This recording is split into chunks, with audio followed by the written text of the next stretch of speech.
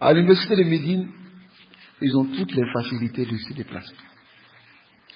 D'aller dans les majalis, d'aller dans certains endroits pour profiter des kibars. Hein? À l'époque, lorsque Zahratul Madina, il enseignait toujours, qui? Abdul Mufti, à la Bad, Muadis.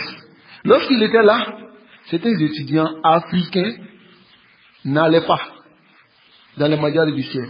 Mais il aurait fallu que le cheikh dépose des mukafa pour ceux qui vont participer et comprendre certains masaïs, de leur donner une compensation. Et quand ils ont parlé de l'argent, ils sont venus s'asseoir.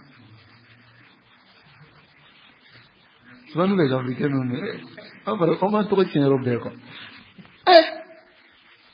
Quand on dit l'argent, vous venez vous asseoir. S'il n'y a pas l'argent, vous ne venez pas vous asseoir. C'est-à-dire le cheikh, il veut dire ici que celui qui va à l'université de Médine, il va étudier. S'il va jusqu'au doctorat, il va avoir ilmul waraq. C'est un ilm. Mais en réalité, ilmul haqiqa, la réalité même de la science, se trouve dans les majalis celui-là. Donc, aïk amla. Aïk. C'est un obstacle à l'étude de la science. Tu vas à l'université de Médine, Qura. Comme par exemple, j'ai demandé l'un d'entre eux comme ça. Il étudie à Qura. Je lui demande, il dit, Akhi, tu connais Cheikh Mohammed bin Omar Bazmoul? Il dit là. Aouz billah. Quelqu'un qui est l'un des dirigeants de Qura, qui est moufti de Makkah. Tu ne le connais pas? Il dit, je ne connais pas. Il dit, c'est qui même? À l'époque, la seule personne qui l'a su puis me dit son nom, c'est notre cher éthiopien, qui est décédé, rahimahullah. Il s'appelle? Adam. Adam al-Éthiopie, al-Muhaddis. Il a un char de Sahih Muslim en 45 volumes. Alim Kabir. Char de Sahih Muslim, 45 volumes.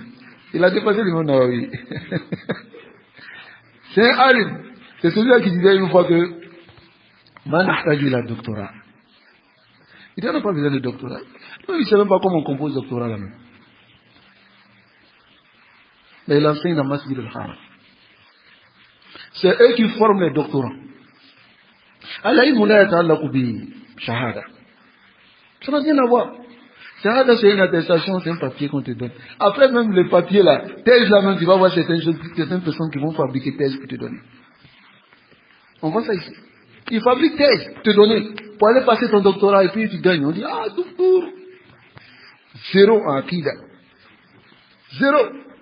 Allez voir un docteur qui va dire que le prophète sallallahu alayhi wa sallam, il n'est pas venu pour appeler à la tawhid uluhiyya. Tu les regardes jusqu'à dire, attends, les raconte pas. Hein? Voici la réalité. Qu'Allah nous préserve. Donc, le cheikh, il a mentionné ça comme aïk. Pourquoi? Pour ne pas que les étudiants aillent étudier à l'université, ils sont là-bas et ils ne profitent pas des kibars. Après, ils s'occupent d'eux, ils sont avec les sérars. D'autres, à l'époque, ils sont arrivés, au lieu de s'occuper à étudier avec Ibn Baz qui était vivant, Ousseymine qui était vivant, avec qui encore? Albani qui était encore à l'université de Médine, à l'époque lorsqu'il est venu enseigner à l'université. Il était là.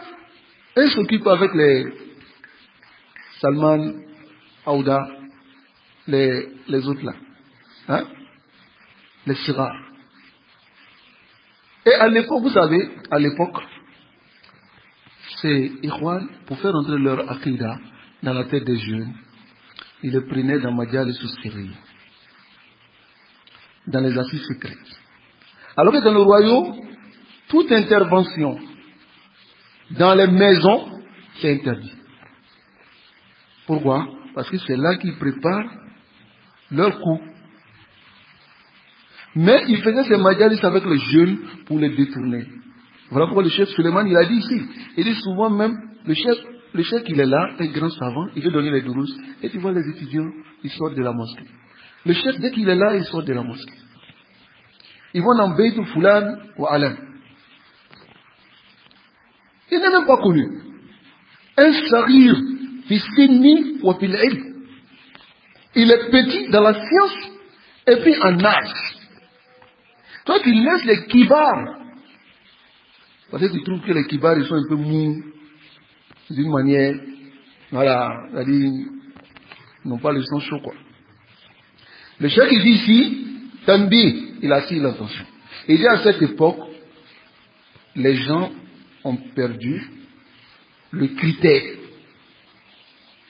Ça va?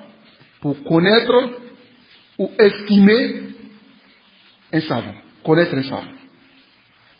Alors, ils ont placé toute personne qui a donné une maw'idha, c'est-à-dire une exhortation qui pénètre les gens comme savant.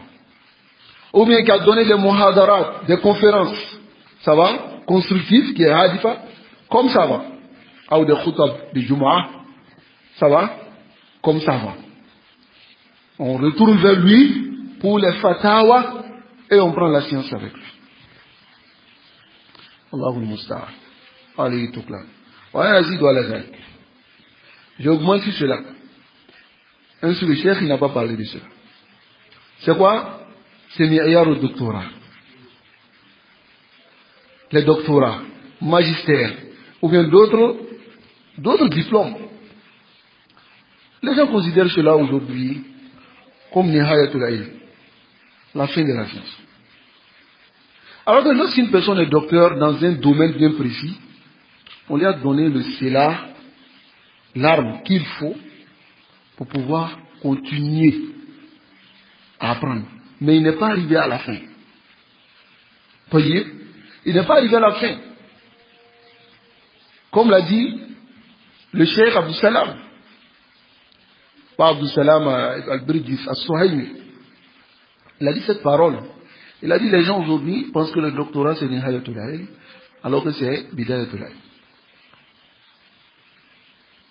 Mais au fait, chez nous ici, naqis, on fait qiyas.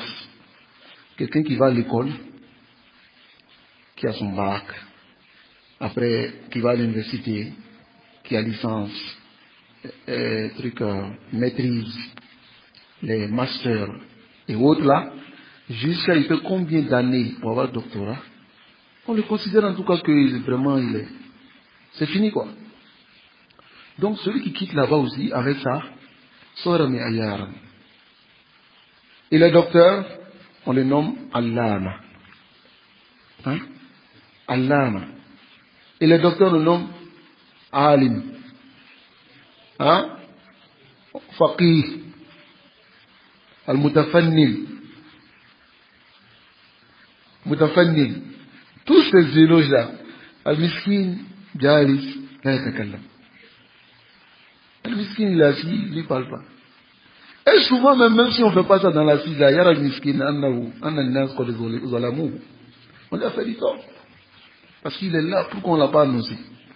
Ce genre de choses-là, il y a déjà le toit al-Ibrahim, il y a beaucoup en talab al-ilm. C'est-à-dire, cela le barre de l'étude de la science. Pourquoi cela le barre de l'étude de la science? Parce qu'en réalité, il faut connaître les ulama, il faut connaître les kibar pour aller vers eux. Mais si tu vas vers quelqu'un qui n'a pas la science, qui est requis, il n'est pas faqih, comme tu le dis, il n'est pas tel, alors en ce moment, tu seras limité.